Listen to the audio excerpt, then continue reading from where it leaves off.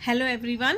आज का हमारा टॉपिक है स्टेरिक इनहिबिशन टू रेजोनेंस, यानी जो रेजोनेंस के बारे में हमने बात की थी प्रीवियस लेक्चर्स में, उसका आज हम एक और आगे का कंसेप्ट पढ़ेंगे जिसमें कि रेजोनेंस को इनहिबिट कर सकता है स्टेरिक हिंडरेंस। तो स्टेरिक इनहिबिशन टू रेजोनेंस, जैसा कि आप सबको पता है कि रेजोनेंस के लिए क्या चाहिए कि the involved atoms in resonating structure must be coplanar और nearly coplanar for maximum resonance energy और फॉर मैक्सिमम स्टेबिलिटी। यानी कहने का मतलब है कि रेजोनेंस के लिए क्या ज़रूरी है कि जो भी रेजोनेटिंग स्ट्रक्चर्स हैं उनमें जो एटम्स इन्वॉल्व हैं वो कोप्लेनर होने चाहिए या नियरली कोप्लेनर होने चाहिए फॉर द मैक्सिमम स्टेबिलिटी और रेजोनेटिंग एनर्जी।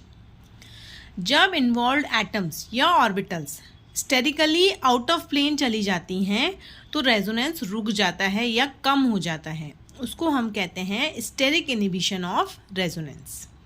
यानी कहने का मतलब है कि जो भी रेजोनेंस आपका हो रहा है उसमें जो भी एटम्स या ऑर्बिटल्स इन्वॉल्व हैं, यदि वो किसी भी कारण से ड्यू टू स्टेरिक हिंडरेंस वो प्लेन के आउट ऑफ चले जाते हैं तो रेजोनेंस नहीं हो पाएगा या कम हो जाएगा, और इसी को हम कहते हैं स्टेरिक इनहिबिशन ऑफ रेजोनेंस। इस चीज़ को हम एक एग्जाम्पल लेके समझेंगे। हमारे पास एग्जाम्पल है NN डाइमिथाइल एनिलीन का।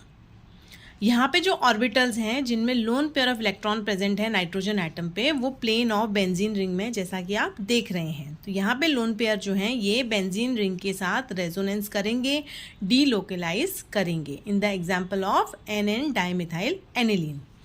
बट यदि हम दूसरा एग्जाम्पल ले लें that is 2,6 dinitro NN dimethyl aniline, तो यहाँ पे आप देख सकते हैं कि जो N-एमिटिव ग्रुप है ये आउट ऑफ प्लेन चला जाएगा। क्यों?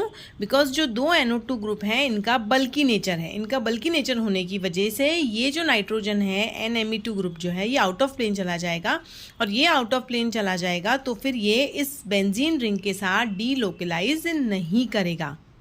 तो इस वजह से क्या होगा, यहाँ पे रेजोनेंस खत्म हो जाएगा। तो due to the presence of these two bulky nitro groups, जो आपका N-Me2 ग्रुप है it becomes out of plane of the benzene ring. तो बेंजीन रिंग के आउट ऑफ प्लेन चला जाएगा। जब आउट ऑफ प्लेन चला जाएगा तो जो लोन पेयर्स हैं वो इसके साथ, नाइट्रोजन के जो लोन पेयर्स हैं वो इस बेंजीन रिंग के साथ डीलोकलाइज नहीं करेंगे through pi P conjugation, that is lone pair pi conjugation. और ये जब नहीं हो पाएगा तो मीन्स इसके पास स्टेरिक हिंड्रेंस की वजह से यहाँ पे रेजोनेंस रुक जाएगा। इसी तरह से हम एक और एग्जाम्पल लेते हैं NN डाइमिथाइल एनिलीन और 2,6 डाई एल्काइल डेरिवेटिव। यहाँ पे भी क्या होगा, सेम कि जो एल्काइल ग्रुप्स हैं वो बल्क से थोड़ा दूर हैं क्योंकि Me ग्रुप जो है वो छोटा है। तो N-Me2 ग्रुप जो है वो इलेक्ट्रॉन डोनेटिंग है, ये न्यूक्लियस को एक्टिवेट करता है बाय द डाईएजोनियम कैटायन, यानी एजो कपलिंग करने में ये मदद करता है। क्यों करता है? क्योंकि ये इसके साथ रेजोनेंस कर पा रहा है बेंजीन रिंग के साथ, और रेजोनेंस कर पा रहा है तो ये एजो कपलिंग हो पाएगी by the diazonium cation. But in the case of 2,6 di alkyl derivative ये कपल नहीं करेगा। क्यों नहीं करेगा? क्योंकि जो Me ग्रुप से ऑर्थो पोजीशन में N-Me2 के वो इंटरफेयर करेंगे sterically with the 2 methyl groups, और इस वजह से क्या होगा, ये आउट ऑफ प्लेन चले जाएंगे, और आउट ऑफ प्लेन जाने की वजह से ये कपलिंग नहीं हो पाएगी। तो because of the presence of these methyl groups ortho to NN dimethyl amine, ये जो N-Me2 ग्रुप है इसके साथ Me ग्रुप जो है यहाँ पे स्टेरिक हिंड्रेंस की वजह से ये इसको कपलिंग में पार्टिसिपेट नहीं करने देगा, क्योंकि ये लोन पेयर ये रिंग के साथ अवेलेबल नहीं हो पाएंगे, और जब रिंग के साथ अवेलेबल नहीं हो पाएंगे तो ये इस एजो कपलिंग में पार्टिसिपेट नहीं कर पाएगा। अब ये जो स्टेरिक हिंड्रेंस है, जो स्टेरिक इनहिबिशन है, इसके कुछ प्रॉपर्टीज़ हैं, कुछ इसकी एप्लीकेशंस हैं जिनके बारे में हम बात करेंगे। सबसे पहले हम बात करेंगे फिजिकल प्रॉपर्टीज़ की। फिजिकल प्रॉपर्टीज़ हैं एसिडिटी एंड बेसिसिटी है और रिएक्टिविटी है। तो सबसे पहले हम बात करते हैं बॉन्ड लेंथ और बॉन्ड स्ट्रेंथ की। रेजोनेंस की वजह से हमें मालूम है, हमने प्रीवियस लेक्चर्स में पढ़ चुके हैं कि सिंगल बॉन्ड में पार्शियल डबल बॉन्ड करेक्टर आ जाता है और डबल बॉन्ड में पार्शियल सिंगल बॉन्ड करेक्टर हो जाता है। यानी डबल बॉन्ड की तो बॉन्ड लेंथ बढ़ जाती है और सिंगल बॉन्ड की बॉन्ड लेंथ कम हो जाती है। लेकिन यदि स्टेरिक इफेक्ट होगा तो ऐसा प्रोसेस नहीं होगा। यानी कहने का मतलब है, हमने दो एग्जाम्पल बात करें NN डाइमिथाइल एनिलीन का नाइट्रो डेरिवेटिव और NN डाइमिथाइल के एल्काइल डेरिवेटिव्स 2,6 डाई एल्काइल और 2,6 डाई नाइट्रो। तो वहाँ पे जब रेजोनेंस नहीं होगा तो वहाँ पे फिर बॉन्ड लेंथ में चेंजेस नहीं होंगे, there will be no change in the bond length. आप देख सकते हैं यहाँ मैंने इसको रेजोनेंस को समझाया है। आप देख सकते हैं ये रेजोनेंस कर रहा है तो यहाँ प्लस चार्ज फिर एंड सो ऑन चलता रहेगा। But in the case of बल्कि एल्काइल ग्रुप्स ऐसा नहीं होगा और ऐसा नहीं होगा। तो CN बॉन्ड लेंथ जो है वो सिग्मा बॉन्ड सिंगल बॉन्ड ही रहेगी और जो डबल बॉन्ड है वो डबल बॉन्ड ही रहेगा। यहाँ पे कोई भी बॉन्ड लेंथ में चेंजेस नहीं आएंगे। सेकेंड हम बात करेंगे डाइपोल मोमेंट की। डाइपोल मोमेंट की बात करें तो due to steric inhibition of resonance dipole moment कम हो जाएगा। क्यों? क्योंकि जो दो पोल्स बनेंगे पॉजिटिव नेगेटिव उनका डिस्टेंस जब कम हो जाएगा, डिस्टेंस कम हो जाएगा तो डाइपोल मोमेंट भी कम हो जाएगा। आप देख सकते हैं ये लोन पेयर है, जब ये यहाँ मूव कर रहे हैं तो आप देख सकते हैं यहाँ नेगेटिव चार्ज आ रहा है और यहाँ पॉजिटिव, यानी डाइपोल यहाँ पे जनरेट हो रहा है। यहाँ पे आपका डाइपोल मोमेंट है 1.61 D। D is Debye.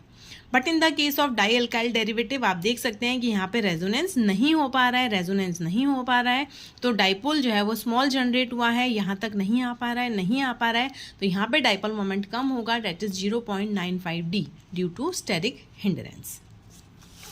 अब हम बात करेंगे एसिडिटी एंड बेसिसिटी की।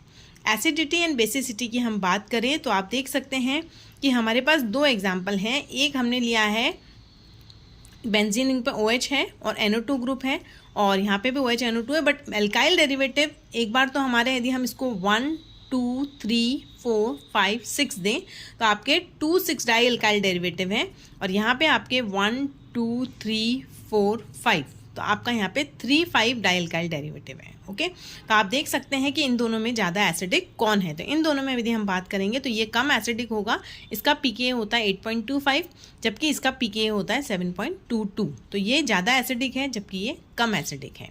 तो आप देख सकते हैं ऐसा क्यों हुआ, क्योंकि यहाँ पे क्या हो रहा है कि जो NO2 ग्रुप है वो डीलोकलाइजेशन में पार्टिसिपेट करेगा क्योंकि ये यहाँ पे फ्री है और ये यहाँ पे फ्री है तो ये ईजिली इसमें पार्टिसिपेट कर सकता है, रेजोनेंस कर सकता है। जैसा कि मैंने यहाँ ऊपर दिखाया है ये O- है, ये इसके साथ इजीली रेजोनेट कर रहा है। बट इन दैट केस यहाँ पे ये रेजोनेट नहीं करेगा, यहाँ पे NO2 जो है वो डीलोकलाइजेशन में पार्टिसिपेट नहीं करेगा ड्यू टू स्टेरिक इनिबिशन, क्योंकि यहाँ पे जो NO2 ग्रुप है वो plane of the benzene ring में नहीं है। क्यों? बिकॉज दोनों मिथाइल ग्रुप की वजह से ये आउट ऑफ प्लेन हो गया है और आउट ऑफ प्लेन होने की वजह से जब रेजोनेंस नहीं होगा तो ये एसिडिक कम हो जाएगा क्योंकि ये H जो है वो इजीली लिबरेट नहीं कर पाएगा। बट इन हेयर यहाँ पे इजीली आपका रेजोनेंस हो रहा है तो यहाँ पे जो होगा एनायन स्टेबलाइज हो जाएगा, स्टेबलाइज हो जाएगा तो ये एसिडिटी को बढ़ा देगा। तो this is more acidic and this is less acidic. इसी तरह से हम दूसरा एग्जांपल ले सकते हैं बेसिक नेचर का। यहाँ हम देखें कि एक तो NN डाइमिथाइल आपका नाइट्रो डेरिवेटिव है और एक आपका सिंपल वाला है। तो आप देख सकते हैं ये लेस बेसिक होगा जबकि ये मोर बेसिक होगा। ऐसा क्यों? क्योंकि यहाँ पे इसके लोन पेयर फ्री है, लोन पेयर फ्री है तो वो दूसरे के साथ कोऑर्डिनेट कर सकते हैं, डोनेट कर सकते हैं। बट NN डाइमिथाइल एनिलीन में लोन पेयर जो है वो रिंग के साथ शेयर हो रहे हैं, रिंग के साथ शेयर होने की वजह से ये फ्री नहीं होंगे तो ये कम बेसिक होगा। तो इस तरह से हम बात कर सकते हैं स्टेरिक इनिबिशन और रेजोनेंस की वजह से आपकी फिजिकल प्रॉपर्टीज़ पे फ़र्क पड़ा, बॉन्ड लेंथ के ऊपर, डाइपोल मोमेंट के ऊपर, एसिडिटी के ऊपर और बेसिसिटी के ऊपर। So this is all about steric inhibition to resonance. Thank you.